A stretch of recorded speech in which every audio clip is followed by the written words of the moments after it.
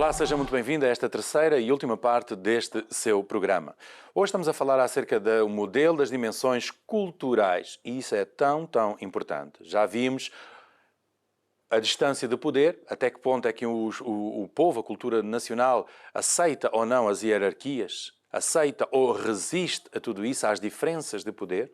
Vimos também o individualismo versus o coletivismo. Há sociedades que gostam muito da comunidade, contribuírem para a comunidade esperando também um retorno da mesma, enquanto que há outras sociedades em que é cada um por si. Cada um por si. E isto é muito importante para que as chefias de uma organização, um líder, saiba quais são os pontos fortes, quais são os pontos fracos, saiba quais são os perigos e as oportunidades dentro da sua organização, no meio, na cultura onde está inserido ou está a investir no momento. Vamos ver agora o terceiro tipo ou terceira dimensão cultural, segundo Gert Hofstede. Fala acerca da masculinidade versus feminilidade. Até que ponto a cultura é condescendente do predomínio, da assertividade ou da aquisição de coisas versus o lado humano, o lado sentimental, o lado mais gentil, mais humano. São sociedades totalmente diferentes. E esta vertente, esta dimensão estuda, analisa e classifica isso mesmo. É conhecido também por masculinidade versus feminilidade. O lado masculino fala acerca de uma sociedade mais competitiva. Indica preferência por uma sociedade de conquistas, heroísmo, recompensas materiais e assertividade. Enquanto uma sociedade que seja classificada mais pelo lado feminino é uma sociedade mais virada para o consumo. Indica uma maior cooperação, uma maior modéstia também e cuidado para com os fracos e uma maior qualidade de vida. Então, tudo isto é muito importante. Vamos imaginar que uma empresa que vive do consumo, vive da venda de objetos de decoração, vive da venda de objetos de maquilhagem, coisas assim do género, coisas para a saúde, para a higiene. Bem, se vai para uma sociedade em que tenha um alto nível do lado feminino, então digamos que já tem uma grande facilidade nesse mercado, não é? Mas se não for assim, será mais difícil. Será mais fácil para outro tipo de organizações. Então tudo isso é muito importante. Vamos ver o quarto nível, ou quarta dimensão, segundo esta teoria. Evitar a incerteza, também conhecido por UAI, é a sigla. Evitar a incerteza. Isto expressa o nível de desconforto da sociedade face à incerteza, face à insegurança. Indica que a sociedade reage ao facto de não controlar o futuro. Pense bem. Segundo isto, um alto nível de UAI, está relacionado com o evitar a incerteza, um alto nível de UAI indica crenças e comportamentos rígidos e intolerância com comportamentos e ideias não ortodoxos.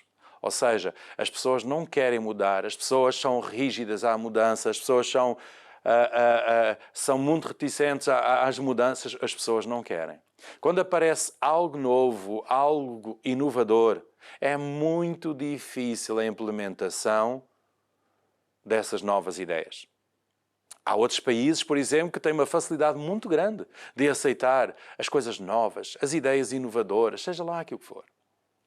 Um baixo nível de UAI indica que as sociedades são mais abertas ou pragmáticas a todas essas novas tendências, ou não é apenas em tendências. Imagine, por exemplo, Portugal enfrentou uma grave crise nestes últimos anos. Claro que toda a sociedade se sentiu com isso, claro que toda a sociedade sofreu impacto com isso, mas reparou como as manifestações não foram muitas, as manifestações não foram assim muito grandes? Reparou como as pessoas não deixaram de ir de férias na mesma? Reparou como as poupanças não aumentaram muito mais do que aquilo que estava. Ou seja, o grau de insegurança, as pessoas se sentem inseguras, mas elas não deixam de levar a sua vida de uma forma normal. Mesmo nesta altura não deixou de haver grandes empresas a investir, por dois aspectos, porque as empresas estavam a preço de sal, mas por outro lado, porque o povo português é um povo em que, ainda que se sinta inseguro, ele não fica receoso, ele não fica fechado, ele não fica adverso a tudo. Ele acaba por ficar aberto a essas mudanças. E isso é importante nós percebermos. E quinta dimensão e última, para terminarmos esta lição, este programa. Orientação a longo prazo versus orientação a curto prazo. Indica a medida como a sociedade baseia as suas tradições sobre as coisas do passado e as do presente, a forma que benefícios é que isso são apresentados, ou então o que é desejável para o futuro. Há sociedades que são muito baseadas na cultura do passado, na tradição, na história, em tudo aquilo que aconteceu ou que está a acontecer e vive muito esse momento, totalmente desfocado do futuro. Ou seja, a longo prazo serão valores orientados para o futuro, onde a sociedade é virada, por exemplo, para as poupanças, para a persistência, sempre focado no dia de amanhã. Uma sociedade que seja focada apenas no curto prazo são valores orientados para o passado ou para o presente, com respeito pela tradição. Ou seja, não existe muito investimento pelo futuro, mas existe um manter e um preservar aquilo que é a história do passado, os acontecimentos do momento. Um baixo nível de LTO, que é a orientação para longo prazo, versus um baixo prazo. Um baixo LTO indica foco em resultados rápidos e uma baixa tendência para a economia. Ou seja, trabalha-se para o dia de hoje. Amanhã logo se vê. É importante é que o trabalho hoje fique terminado e isto saia bem e eu faça a venda. Não importa se eu comprometi o relacionamento com o cliente, não importa se eu fiz ali uma trafolhice qualquer e isto amanhã vai me dar problemas. Amanhã logo se vê, amanhã logo se resolve.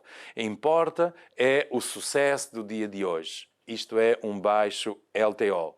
Isto tem a ver com a cultura, isto tem a ver com a maneira de ser, tem a ver com as tradições, tem a ver com os hábitos culturais de uma nação. Um alto LTO indica habilidade para se adaptar a condições diferentes. Indica tendência a economizar e a investir. E em perseverar na busca de resultados para o dia de amanhã. Os povos são muito distintos.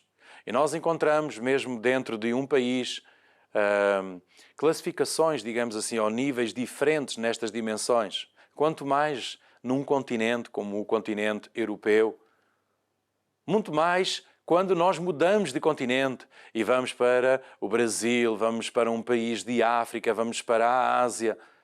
Tudo isto muda o mundo e é importante nós percebermos o meio ambiente onde nós estamos inseridos. Então, para terminar este programa, quero dar uma grande recomendação, que é vamos desenvolver a nossa inteligência emocional, vamos desenvolver os nossos níveis de liderança, a capacidade de guiar pessoas para obtermos resultados, a capacidade de nós termos essa sensibilidade, termos esse feeling, essa empatia pelas outras pessoas e percebermos como elas se sentem, como elas estão a reagir, como elas estão a adaptar, se elas estão a aderir à ideia ou não, seja lá aquilo que for. É muito importante. Para que você seja um líder eficaz, é importante ser forte no relacionamento